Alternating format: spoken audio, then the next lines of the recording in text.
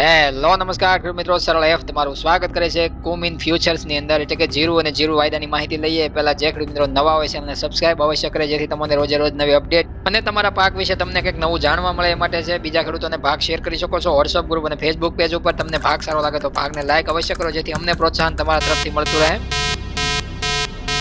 જીરુની અંદર છે હંમેશા અમારી મહેનત એવી હોય છે કે જે બધા ખેડૂતો, આપણા જે નવા ખેડૂતો હોય છે અથવા તો જે જૂના વારંવાર જીરું પાક કરતા હોય છે એવા ખેડૂતો, તમામ ખેડૂતો સાથે છે સત્યતા અથવા તો હાલના જે માહોલની અંદર જીરું ભાવ, જીરું બજાર, જીરું વાયદા અથવા તો કોમિન ફ્યુચર્સમાં તમે છે અલગ અલગ પ્રકારે ઉતાર ચઢાવ જે જોવા મળતા હોય એ તમામની અંદર શું અત્યારે હાલની પરિસ્થિતિ, શું બધાનું માનવું છે, શું તમામ કોમોડિટી એક્સપોર્ટ જીરાની અંદર માને છે એ પ્રમાણે ખેડૂતોને વધારે પડતું સમજણ સરળ ભાષામાં મળી શકે એ માટે ગુજરાતી લેંગ્વેજની અંદર છે અમે તમને સમજાવતા હોઈએ છીએ. અને કોઈ પણ એગ્રી કોમોડિટીનો અમારો ભાગ જ્યારે આવતો હોય છે જ્યારે માત્ર ગુજરાત પૂરતી જે પૂરતી માહિતી નથી હોતી, માત્ર ગુજરાત પૂરતું જ જે જ્ઞાન નથી લેવામાં આવતું. જ્ઞાન છે તમને ગુજરાતથી માંડી, દેશથી માંડી અને દુનિયા સુધીનું જ્ઞાન છે ભાગની અંદર આપવામાં આવતું હોય. આખી દુનિયાની અંદર શું ફારફેરો અને શું એ પાકને લઈને અત્યારે હાલચાલ છે, શું તમામનું માનવું છે, એ તમામ વસ્તુના ડેટા સાથે છે તમારી સામે ભાગ રજૂ થતા હોય છે. પણ જ્યારે એ ડેટાની જરૂર હોય છે ત્યારે તમારી સમક્ષ રજૂ કરતા હોઈએ છીએ. જેમ કે આપણે આગળ તુર્કી સિરિયાનો મામલો હતો ત્યારે પણ આપણે જે જીરું વિશે જે જવાબદાર જે બે દેશો હતા એની ચર્ચા કરી હતી. બાકીના તમામ દેશોની ચર્ચાની જરૂર નથી, એટલા માટે એની ચર્ચા નથી કરી.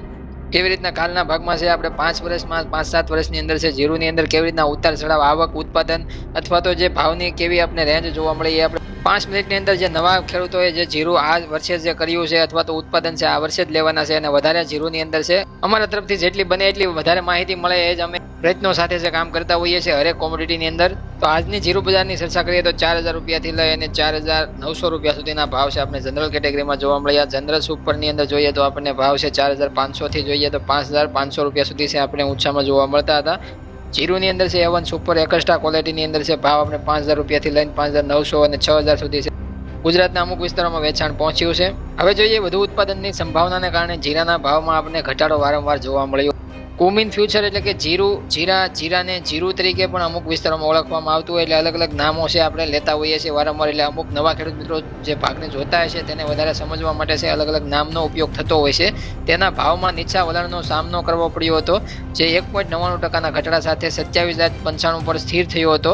આ ઘટાડાની કારણ મુખ્ય ખેતી કરતા રાજ્યો જેમ કે ગુજરાત અને રાજસ્થાન ઉત્પાદનમાં થયેલા વધારાને આભારી છે, જ્યાં વર્તમાન રવિ સિઝનમાં જીરાનું વાવેતર વિસ્તાર 4 વર્ષની ઊંચી સપાટીએ પહોંચ્યો હતો. અગાઉની સિઝનની વિક્રમી ભાવો દ્વારા સંચાલિત ખેતીના વિસ્તારોનું નોંધપાત્ર વિસ્તરણ બજાર ભાવ અને વાવેતર વિસ્તાર વચ્ચેના મજબૂત સંબંધને રેખાંકિત કરે છે. ગુજરાતે જીરાની ખેતીમાં નોંધપાત્ર 160% વધારો અનુભવ્યો છે, જે 5.60 લાખ હેક્ટરને આવરી લે છે, જે 3.5 લાખ હેક્ટરના સામાન્ય વાવેતર વિસ્તાર છે. વર્ષો વર્ષ જે સામાન્ય વાવેતર છે એ જોઈએ તો 3.5 લાખ વિસ્તાર છે એને વટાવી ગયો છે. એ જ રીતે રાજસ્થાનમાં 25% વધારો જોવા મળ્યો છે, 6.90 લાખ હેક્ટરને પાર પહોંચ્યો છે. ભારતમાં ઊંચા ભાવને કારણે છે ખરીદદારો સિરિયા અને તુર્કી જેવા વૈકલ્પિક સ્ત્રોતો તરફ વળ્યા હોવાથી ભારતીય જીરાની વૈશ્વિક માંગ ઘટાડો થયો એ આપણે આગળ સમજાવ્યું હતું તમને.